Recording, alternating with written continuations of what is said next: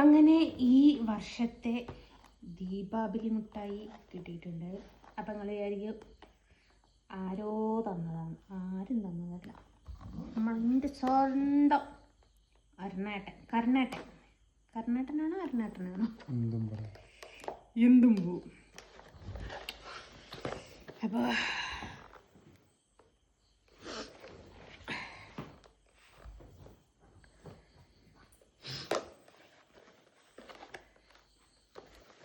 പ്രിയക്ക് കരുണാട്ടൻ ഇന്നൊരു തള്ളച്ചിട്ടിട്ടുണ്ട്.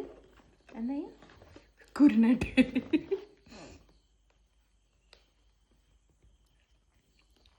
പിന്നെ കൊണ്ട് ഇങ്ങനെയൊരു ഉപകാരം എവിടെയൊക്കെയാ അത്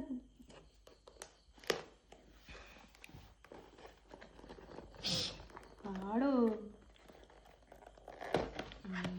വാവ്. പണ്ടൊക്കെ എങ്കിൽ ദീപാവലി മിഠായില് ഒരു അലുവ കഷ്ണം ഉണ്ടായിരുന്നു. പേട മാത്രം. അല്ല, എൻ്റെ ഓർമ്മയിലേ പണ്ട് വാപ്പി ദീപാവലിക്ക് മിഠായി കൊണ്ടുവരും. അപ്പോൾ കുറേ ഞങ്ങൾ കാത്തു നോക്കും. ഒരു സമയം കഴിഞ്ഞാൽ കിടന്നുറങ്ങും. രാവിലെ നോക്കുക എന്താ വെച്ചാൽ വാപ്പി ദീപാവലി മിഠായി കൊണ്ടുവന്ന് നിൽക്കുമെന്നാണ്. ഞങ്ങൾ 3 പെൺകുട്ടികളാണല്ലോ. അപ്പോൾ ഓരോ സംഭവം ഇങ്ങനെ എടുത്തിട്ട് 3 കഷ്ണമല്ല, 3 കഷ്ണം മക്കൾക്കും ഉമ്മയുണ്ട്, ഉമ്മാമുണ്ട്, അങ്ങനെ ഇങ്ങനത്തെ ഒരു പീസ് ഒരു 5 കഷ്ണമെങ്കിലും ആക്കണം.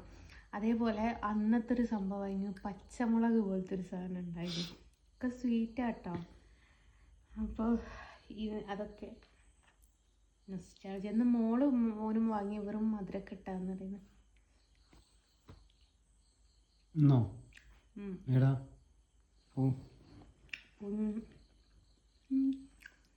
എൻ്റെ ഡയറ്റീഷ്യൻ എന്നോട് ഷുഗർ കട്ട് ചെയ്യാൻ പറഞ്ഞതാണ്. കാണണ്ട നല്ല ടേസ്റ്റ്.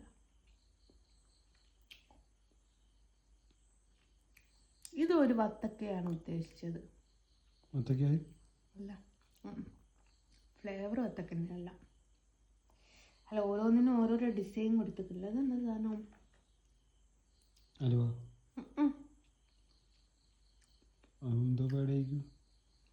മൈസൂർ പാക്ക്. കറുത്തിരിക്കുന്ന മൈസൂർ പാക്ക്.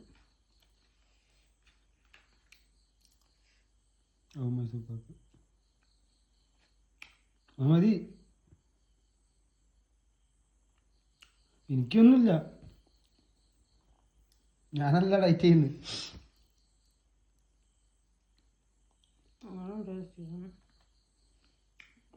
ടേസ്റ്റ് ചെയ്തില്ല.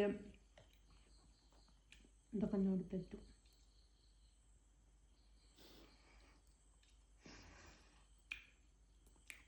വാങ്ങി കൊണ്ടുവന്നിരുന്നതാരാ? അത് വാങ്ങിച്ച് കുറച്ച് തന്നാ പോലെ, നാളെ നിന്നൂടെ? ഞാനെന്തായാലും നിന്നല്ല, അവർ തിരിയാൻ കൊത്തിയാള്.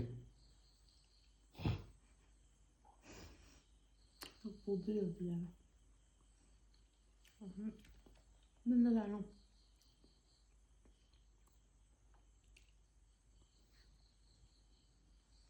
പണ്ട് ഓണത്തിന് ചോറ് കിട്ടിയില്ല എന്ന് പറഞ്ഞിട്ട് ഇന്നെ കളിയാക്കിയ ആൾക്കാരുണ്ട്. ദീപാവലിക്ക് മുട്ടായി കിട്ടിയില്ല എന്നല്ലേ? ഞാൻ കഴിച്ചില്ലല്ലോ. ഇത് കഴിച്ചില്ല. ഇത് കഴിച്ചിട്ട്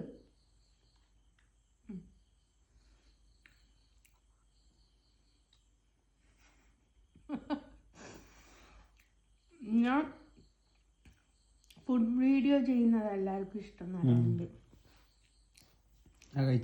ഇത് കഴിച്ചില്ല.